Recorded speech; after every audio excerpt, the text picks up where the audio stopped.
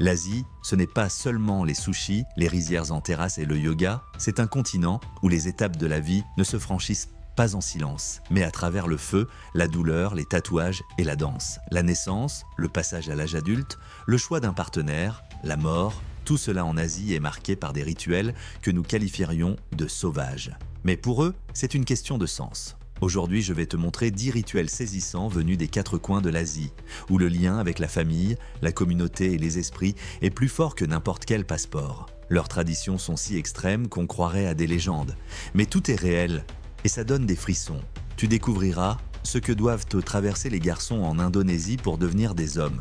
Quel rituel sur l'île de Madura transforme un enfant en adulte en quelques secondes? Et comment certaines jeunes filles entrent dans la vie avec des tatouages si douloureux que même des guerriers auraient de reculer? Regarde jusqu'à la fin, le dernier rituel était si étrange qu'il a été officiellement interdit. Mais il continue. En secret, imaginez, des hommes lancent des lances les uns sur les autres en pleine course. Et tout cela, non pas pour se battre, mais pour la paix et la prospérité. C'est ainsi que se déroule la Pasola, un ancien rituel du peuple Sumba, en Indonésie, où la force et l'honneur s'entrelacent dans une cérémonie de passage à l'âge adulte. Chaque année, à une période précise, les habitants se réunissent dans une vaste plaine ouverte. Des jeunes hommes, vêtus de costumes traditionnels, montent à cheval et participent à une guerre symbolique. Mais ils ne se battent pas pour la victoire, ils se battent pour la terre. Selon les croyances locales, le sang versé sur le sol pendant la Pasola apporte la fertilité et la bénédiction des esprits ancestraux. C'est pourquoi participer à la Pasola n'est pas seulement un acte de courage. C'est un devoir rituel pour chaque homme, une manière d'affirmer sa maturité et d'être reconnu comme un membre adulte de la communauté. Les cicatrices laissées par la Pasola sont portées avec fierté, comme un symbole de force et d'appartenance au peuple. Et pour ceux qui regardent de l'extérieur, cela peut sembler un jeu dangereux. Mais pour le peuple Sumba, c'est un lien vivant avec leurs ancêtres et la nature. Et dans ce monde qui semble fou au premier abord, ils ne sont pas seuls. Sur une autre île d'Indonésie, dans la jungle de Sumatra, vit un peuple dont le passage à l'âge adulte pour les filles commence par les dents. Chez les Mentawai, une ancienne tradition perdure, on lime les dents des jeunes filles pour leur donner une forme droite et symétrique. Ce n'est pas un soin esthétique, c'est un rituel d'initiation, un signe que la jeune fille est prête à devenir adulte et est digne de son futur rôle dans la tribu. La procédure est entièrement manuelle, sans anesthésie, avec une lime ou une pierre aiguisée. La fille s'assied sur un banc sculpté. Autour d'elle, des femmes qui sont déjà passées par là l'entourent en silence pour lui transmettre leur force. Des dents parfaitement limées sont ici un symbole de pureté, de force et de préparation à la vie. Si elle supporte la douleur, elle est adulte. Sinon, il est encore trop tôt. Ici aussi, comme partout dans le monde, les filles sont prêtes à endurer la douleur pour ce qui est considéré comme beau. Et toi, qu'as-tu déjà fait au nom de la beauté? Écris-le en commentaire, si tu as déjà fait un régime, 2, si tu as déjà tenté de cacher une calvitie avec des implants capillaires, on va voir combien on est. Direction la Thaïlande. Ici, il existe une coutume selon laquelle chaque garçon, au moins une fois dans sa vie, doit devenir moine. Ce rituel s'appelle Pha Pansuk. Même si l'enfant n'a que 10 ou 11 ans, il quitte sa famille, ses habitudes et son confort pendant quelques jours. On lui rase la tête, on lui met la robe safran et on l'emmène au temple. À partir de ce moment-là, il se lève avant l'aube, apprend à méditer, à garder le silence, marche pieds nus dans le village pour recevoir les offrandes et écoute la sagesse des moines aînés. Pendant cette période, il est interdit de toucher de l'argent, interdit de manger après midi, interdit de se regarder dans un miroir, de crier, de plaisanter ou de se distraire. Seulement le silence, la discipline et le travail intérieur. Pour les parents, c'est une immense fierté. Ils sont convaincus que c'est ainsi qu'on apprend le respect de la vie, la maîtrise de soi et le fait d'appartenir à quelque chose de plus grand. Japon, Seijin no Hi, le jour où tu deviens adulte. Ici, c'est une fête officielle. Elle a lieu chaque année, le 2e lundi de janvier, dans tout le pays. Lors de cette cérémonie, on rend hommage à celles et ceux qui ont atteint l'âge de 20 ans, l'âge où l'on est considéré comme adulte à part entière. Les jeunes femmes portent le kimono traditionnel, le furisode, avec de longues manches. Les garçons, eux, portent un costume ou un hakama sombre. La cérémonie se tient à la mairie, sous les drapeaux, avec des discours officiels. On y parle de devoir, de respect, de responsabilité. Mais ensuite, l'ambiance devient plus légère. La fête continue.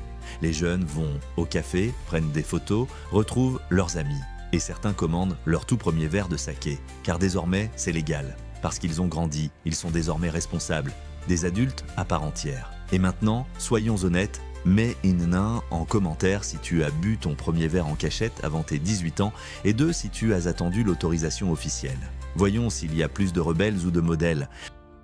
On peut être adulte sur le papier, ou grâce à son salaire, mais parfois on ne l'est vraiment qu'en revenant là où quelqu'un nous attendait. Au Vietnam, on le sait bien. Là-bas, le nouvel an, c'est un retour aux racines. Et si tu ne viens pas, comme disent les locaux, tu es une feuille arrachée à l'arbre. Ou, comme diraient les Français, un arbre sans racines, c'est du bois mort au premier coup de vent. Cette fête s'appelle Tết Nguyên Đán, ou plus simplement, le Tết. Elle est célébrée selon le calendrier lunaire et elle ne dure pas une seule soirée mais plusieurs jours, parfois même plusieurs semaines. On s'y prépare longtemps à l'avance. On nettoie la maison, on cuisine des plats spéciaux, on décore l'hôtel familial car bientôt tout le monde revient, les vivants et ceux qui sont partis. La famille se réunit, on prépare le banchung, un gâteau de riz, de viande et de feuilles de bananier. Les enfants reçoivent des enveloppes rouges pour leur porter chance. Mais le plus important, tout le monde va à l'hôtel des ancêtres. On s'incline, on remercie, on dépose une tasse de thé devant le portrait du grand-père comme pour dire « Je me souviens, je suis là, je continue ». Et tandis que dans certains coins de l'Asie règne le silence, la chaleur familiale et le lien spirituel avec les ancêtres, ailleurs, c'est l'adrénaline pure. Les cris fusent, les taureaux chargent et les cœurs battent à tout rompre. Bienvenue sur l'île de Madura où une ancienne tradition se transforme en une véritable épreuve de courage. Le Karapan Sapi, les courses de taureaux sans selle. C'est l'une des compétitions traditionnelles les plus spectaculaires et extrêmes d'Indonésie organisée sur l'île de Madura. 2 taureaux sont attelés à un chariot de bois léger sur lequel se tient en équilibre un jockey, souvent pieds nus, sans protection. À une vitesse folle, le duo fonce sur une piste boueuse d'environ 100 mètres, tandis que les spectateurs hurlent, soutenant leur champion avec ferveur. Le Karapan Sapi n'est pas qu'une simple course, c'est un symbole de bravoure, de prestige familial et une fierté culturelle ancienne, transmise de génération en génération. Mais pour un regard extérieur, ces courses peuvent sembler incroyablement dangereuses, autant pour les hommes que pour les animaux. Il existe aussi des traditions où les animaux ne sont pas de simples participants, mais des mariés. Dans certaines régions de l'Inde et du Népal, on pratique encore un ancien rituel au cours duquel des enfants sont mariés à des animaux, le plus souvent à des chiens ou à des chèvres. Cette cérémonie symbolique est considérée comme un puissant moyen d'éloigner les mauvais esprits, de lever le mauvais œil ou de corriger un mauvais karma, notamment lorsqu'un enfant est censé être né sous un horoscope défavorable. L'animal joue alors le rôle d'un partenaire temporaire sur lequel on transfère l'énergie négative, afin que l'enfant puisse plus tard mener une vie heureuse. Après ce rituel, l'enfant est libre de se marier plus tard avec un être humain. Malgré la forte signification culturelle et religieuse, pour un regard extérieur, un tel mariage peut sembler troublant, voire inquiétant, surtout en voyant le sérieux avec lequel les familles préparent ce rituel. En 10e position, ce n'est pas juste une tradition. Comme diraient les Français, ça te fout la chair de poule. Car en Thaïlande, certaines jeunes filles ne deviennent pas adultes avec des fêtes ou du maquillage, mais avec une aiguille longue comme un crochet à tricoter et des incantations anciennes gravées sous la peau. C'est le rituel du Sakyant, des tatouages auxquels on attribue un pouvoir magique. Ils ne sont pas réalisés dans des salons, mais dans des temples ou chez des maîtres appelés ajarn, au son des mantras récités.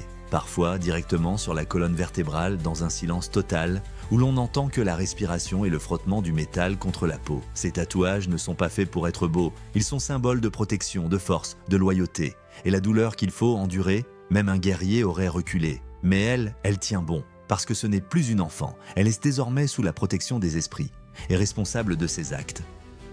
Dans ces traditions, il n'y a pas des bizarreries, mais des réponses à une question essentielle. Comment devenir adulte quand personne ne t'a montré le chemin?